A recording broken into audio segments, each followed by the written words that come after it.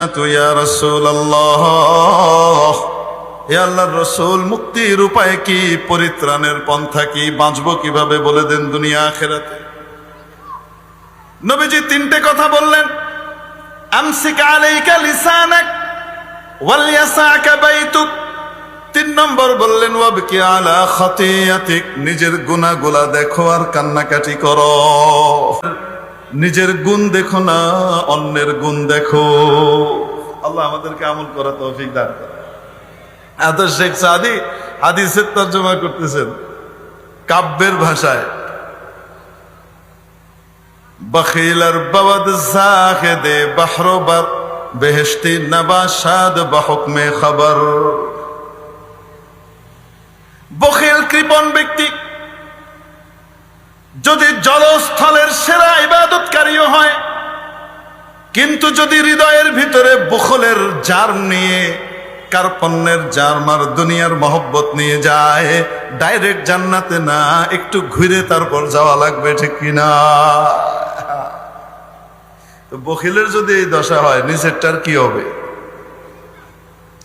ওয়াকিসিল বাওয়াকি আলা যালিক,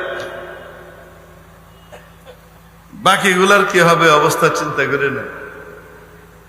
তো দেয়া থোয়ার দিক থেকে মানুষ কয় রকম মনে আছে না? এমনি গো না, বেগুন বুলি খাইয়া লাইছে। 1 নম্বর জাওয়াদ, 2 নম্বর সখী, 3 নম্বর বখিল, 4 নম্বর শাহীহ, দানশীল, দাতা, কৃপণ, কঞ্জুস।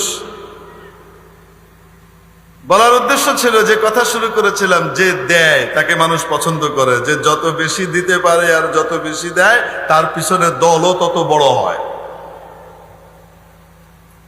এই দেওয়া থোয়াটা 2 রকম। এই দান করা আর দেওয়া থোয়া, এটা কয় রকম? 2 রকম, অস্থায়ী আর স্থায়ী। মনে করেন আপনি কাউকে 10 জন মানুষকে 10টা ফ্ল্যাট দিয়ে দিলেন, সোক্কা, যে তোমরা এখানে থাকো, কোনো ভাড়া টাড়া দেওয়া লাগবে না, আমার লাগলে আমি নিব না, তোমরা থাকো। এটা এখন মানুষ খুব কম করে, আগে করত। কিন্তু বলেন তো দেখি, এটা কি সাধারণ না অসাধারণ একটা কাজ? 10 জনকে দিয়ে দিছে আলাদা আলাদা ফ্ল্যাট, থাকো। কিন্তু মালিকানা বানায় দিছে স্থায়ী না অস্থায়ী? আসতে বলেন, স্থায়ী না অস্থায়ী? অস্থায়ী। 2 বছর, 4 বছর, 5 বছর, 10 বছর, 8 বছর, 20 বছর, যে কোনো সময় পরে এসে বলতে পারে, ভাই আমার এখন লাগবে, আপনি একটু যান। আর আরেকজনকে একটা ফ্ল্যাট একদম সাব কবলা করে লিখে দিয়ে দিছে। এটা কি অস্থায়ী না স্থায়ী? কোনটার দাম বেশি, ওই অস্থায়ী 10টার না স্থায়ী 1টার? আচ্ছা মনে করেন 10টা না 100টা, কোনটার দাম বেশি, অস্থায়ী 100টার না স্থায়ী 1টার? স্থায়ী 1টার দাম বেশি। এটা হলো আসল দেওয়া, যার কখনো এটা কেউ নিতে আসবে না। মেরে মুহতারাম দোস্ত, দুনিয়াতে স্থায়ী বলেন আর অস্থায়ী বলেন, যাই বলেন, এটা আপেক্ষিক।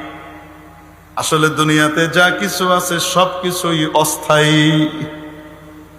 দুনিয়াতে যা আছে সেটা স্থায়ী বলেন আর অস্থায়ী বলেন, সবই কি অস্থায়ী। চিরকাল থাকবে তো? 200 বছর আগে যারা ছিলেন তারা কেউ আছে তো? তাদের জিনিসগুলো আছে তো? যদি জিনিসগুলো থেকে থাকে তো ওনারা চলে গেছে। আবার অনেক কিছু ওনারা থাকতে থাকতেই তাদের হাত থেকে চলে গেছে। অবাস্তব না বাস্তব? আমাদেরও তাই হবে। লাবিদ ইবনে রাবিআ একজন বড় শায়ের ছিল জাহেলি যুগে, কিন্তু বড় হিকমতপূর্ণ কথা বলতো।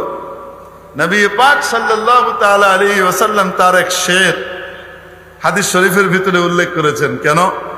তার এই শেরটা বড় সত্য কথা, সঠিক কথা সে বলেছে।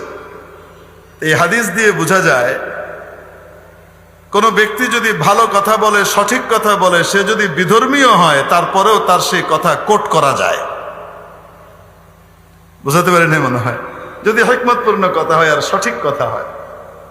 আর ভুল কথা আর উল্টা কথা সে যদি আমার খাতিরা দোস্ত হয় তারটাও বলা যাবে না।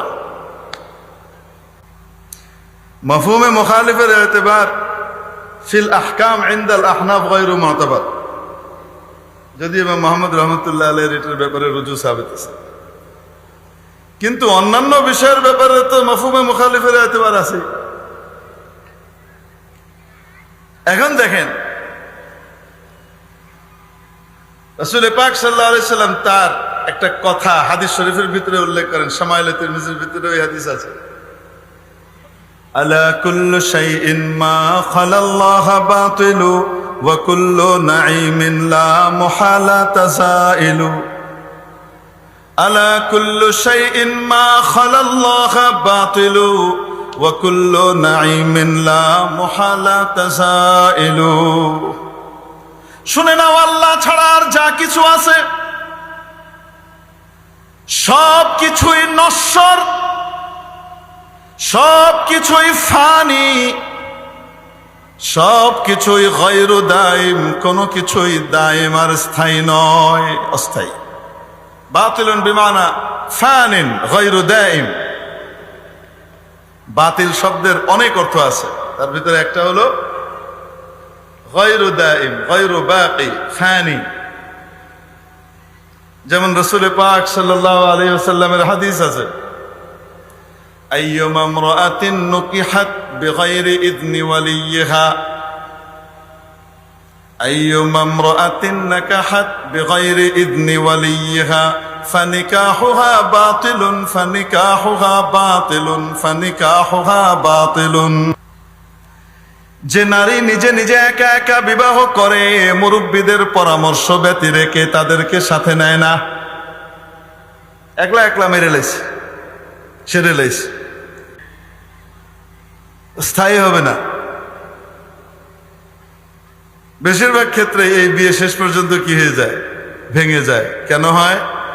কারণ প্রত্যেক মানুষের বৈবাহিক জীবনে, পারিবারিক জীবনে কিছু চড়াই কিছু উতরাই আসে, কখনো সুখ কখনো দুঃখ, ব্যথা বেদনা, বিভিন্ন রকমের সমস্যা আসে। আসে কি আসে না?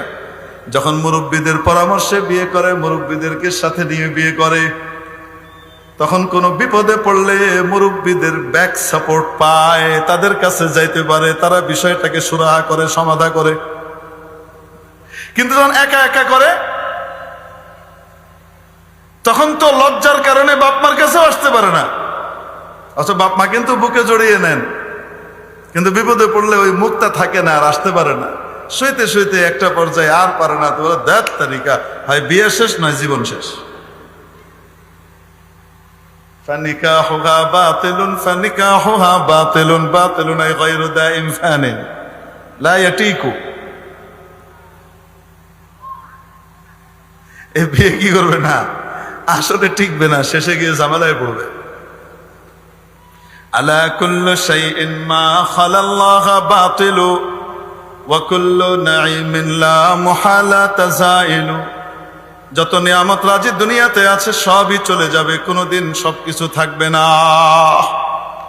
হয় নিয়ামত চলে যাবে তোমার কাছ থেকে, নতুবা নিয়ামত রয়ে যাবে, তুমি চলে যাবা। মেরে মুহতারাম দোস্ত, দুনিয়াতে যা কিছু আছে আমরা দেখি, দুনিয়ার জিনিসপত্র, এগুলা কি স্থায়ী না অস্থায়ী? সবটুকুই অস্থায়ী। আমার আপন নিজের হাতে বানানো যে বাড়িটা নিজের জমিতে, সবাই জানে এটা স্থায়ী, এটা দুনিয়ার হিসাবে আপেক্ষিক স্থায়ী, আসলে ওইটাও অস্থায়ী। অবাস্তব না বাস্তব? একবার আমি আমার মসজিদে জুমা পড়ানোর সময়, জুমার বয়ান চলছে, বাংলা বয়ান চলে না, জুমার বয়ান চলছে, তো সবাই স্তব্ধ হয়ে একেবারে পিনপতন নীরবতা মসজিদে বিরাজ করছে, তন্ময় হয়ে মানুষজন শুনছে, এবং মসজিদের কাতারগুলো একেবারে ভর্তি, প্যাকড, খালি কোনো জায়গা নেই সামনে। তো কিছু মানুষ আছে দেখবেন, খালি থাক আর না থাক, আসবে পরে, ডিঙায় ডিঙায় আসবে সামনে। হাদিসে এটাকে খুব কঠিনভাবে নিরুৎসাহিত করা হয়েছে, এটার নিন্দা জানানো হয়েছে। ওটা শুধু যাওয়া যায় বিশেষ কিছু ক্ষেত্রে, যে মুকিমুস সালাহ তার জন্য, অথবা সামনে ফাঁকা জায়গা অনেক পড়ে আছে, পিছনে বসে আছে, তাহলে ওই জায়গাটা ভরার জন্য যাওয়া যায়। এমনি ইন জেনারেলি নিয়ম হলো, রাসূলের শিক্ষা হলো যে আগে আসবে সে সামনে বসবে। তোমার যদি সামনেই বসতে মন চায় তুমি আগে আসো, যারা আগে এসেছে তাদেরকে ডিঙিয়ে যেও না। এই শিক্ষা ওলামায়ে কেরাম, আইম্মায়ে কেরাম, খতাবায়ে ইজাম, খতিব সাহেবরা মসজিদে আপনাদের সবাইকে দেন কি দেন না? দেন। তারপরেও কিছু মানুষ হয়তো জানে না, বা ওই বয়ান যখন হুজুর করছেন শুনে নাই, অথবা কার্টেসিও বুঝে না, এই অপকর্মটা করে। আছে না নাই? আছে। না বুঝেও করে অনেক সময়। তো একদিন জুমার বয়ানের সময় এক ভদ্রলোক এরকম ডিঙিয়ে ডিঙিয়ে আসছেন। এখন আমি তো ওনাকে চিনি না এবং ওনার ব্যাপারে আমার জানাশোনাও নাই। যদি আমার পরিচিত হতো, পূর্ব পরিচিত হতো, আর মুনাসাবাত থাকতো, তাহলে আমি ইসলাহ করতাম। কারণ ইসলাহের জন্য মুনাসাবাত শর্ত। মুনাসাবাত না হলে ইসলার পরিবর্তে ইফসাদ হয়ে যাওয়ার আশঙ্কা আছে। এখন আমি তো তাকে কড়া ভাষায় কিছু বলতে চাচ্ছি, কিন্তু বলতে পারছি না, কারণ ভদ্রলোকের মেজাজ রুচিবোধ সম্পর্কে আমি কিছুই জানি না। আমার এই ওষুধ উনি নিতে পারবেন কিনা, এই হাই অ্যান্টিবায়োটিক নিতে পারবেন কিনা, সেটাই জানা নাই। দেই কিভাবে? কিন্তু এটাকে বন্ধও করা দরকার। তা আমি বয়ান বন্ধ করে ওনার দিকে চুপ করে তাকিয়ে আছি। আমি কিছুই বলছি না, ওনার দিকে তাকিয়ে আছি। পুরা মসজিদের মুসল্লিরা আমার নজর দেখে ওইদিকে তাকিয়ে আছে, কিন্তু যার দিকে তাকিয়ে আছে তার কিন্তু কোনো খবর নাই। উনি ওনার নেক আমল চালায় যাচ্ছে।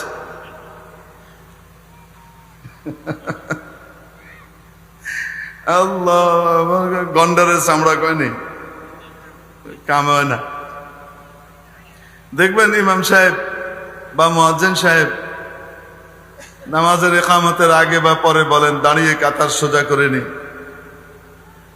ডানে বামে তাকিয়ে দুই পাশের ভাইয়ের গোড়ালির দিকে তাকিয়ে নিজের গোড়ালিকেও সোজা করে নি, বলে কি বলেন না? দেখবেন যার সোজা আছে, রুচি সূক্ষ্ম, তার অ্যাটেনশন হুজুরের কথার দিকে ঠিকই আছে, সে নিজে কিন্তু কাতারে ঠিক সোজাভাবেই দাঁড়ানো আছে, তারপরেও আরেকবার তাকায়, আমি তো বেঁকা নাই। আর যার জন্য এই বয়ানটা প্রযোজ্য, যিনি বেঁকা হয়ে সামনে অথবা পিছনে গিয়ে বসে আছেন, 4 আঙ্গুল সামনে বা 4 আঙ্গুল পিছনে, উনি কিন্তু নিশ্চিন্তে চোখ বন্ধ করে মোরাকাবা করে জিবরাইল আলাইহিস সালামকে দেখতেছে। উনি ঠ্যাং দেখার সময় ওনার নাই যে কাতার সোজা হয়েছে কি হয় না। এরকম হয় কি হয় না? আল্লাহওয়ালা মানুষ। তো এই ভদ্রলোকের দিকে সবাই তাকিয়ে আছে, কিন্তু উনি নির্বিকার। ওনার বোঝারও ক্ষমতা নাই যে হুজুরের বয়ানটা হঠাৎ বন্ধ হইলো কেন, একটু তাকায় দেখি। আশপাশের মুসল্লিয়ানে কেরাম যারা আসলে বিরক্ত হচ্ছিল এতক্ষণ, তারা বলেন, আরে ভাই বসেন না, আপনি এত কি তাড়া আছে আপনার, বসেন। যাই ভদ্রলোক বসে গেছে। পরের জুমাতে যখন আমি ঢুকছি মসজিদে, তো বয়ানের উদ্দেশ্যে একটা টপিক তো রেডি করে এসেছে যে আজকে এই বিষয়ের উপরে আলোচনা করব। তো ঢোকার ঠিক আগ মুহূর্তে এক ভদ্রলোক দাঁড়িয়ে বলছেন যে, হুজুর, গত সপ্তাহে যে যার দিকে আপনি তাকিয়েছিলেন না, উনি বের হয়ে পরে খুব রাগারাগি করেছে। যদিও মুসল্লিরা ওনার রাগারাগিকে পাত্তা দেন নাই, বরং সকলে বলেছে, মিয়া আপনার দোষ, আপনি আবার উল্টাপাল্টা কথা বলেন, শরমও করে না, লজ্জাও করে না। কিন্তু উনি রাগারাগি করেছেন এবং উনি বলেছেন, হুজুরকে বুঝতে হবে যে আমি ইকবাল রোডের পার্মানেন্ট রেসিডেন্ট, মানে আমার যে এলাকাটা, আমি এখানকার পার্মানেন্ট রেসিডেন্ট। এরকম রুচির মানুষ ইকবাল রোডে যারা স্থায়ীভাবে থাকেন তাদের কাউকেই আমি পাই নাই, একজনকে পাইছি। সবাই মাশাআল্লাহ ভালো। হুজুরকে বুঝতে হবে আমি ইকবাল রোডের কি পার্মানেন্ট রেসিডেন্ট। বলার সাথে সাথে আমার মুখ দিয়ে বেরিয়ে গেছে, কই ইকবাল রোডে কোনো কবরস্থান আছে কি আমি জানি না। পার্মানেন্ট রেসিডেন্ট যদি দুনিয়াতে দরকার হয় তাহলে তো কবরস্থানে যাওয়া লাগবে, বলেন না কেন? শত শত বছর এখানে শুয়ে থাকবেন, 1000 বছর যদি আল্লাহ তৌফিক দেয়, ওখানে থাকতে হবে। দুনিয়ার আমার ভাড়া বাড়ি হোক আর স্থায়ী বাড়ি হোক, এটা কি আমার